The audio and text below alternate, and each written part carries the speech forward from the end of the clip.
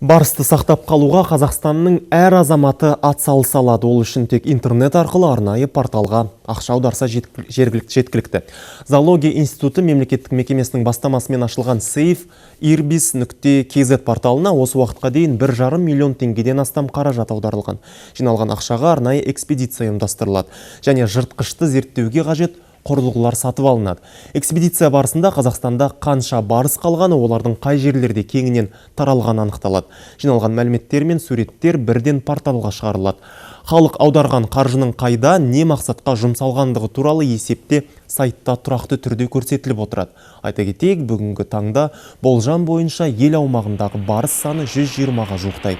Қазақстандағы биотүрлілікті сақтау қауымдастығы өкілдерінің айтуынша, Жоңғар алатауында 2015 жылы фотоқұрылғыларға жыртқыштың 60-тай түрі түссе, 2014 жылы бұл көрсеткіш 50-ден аспаған еді.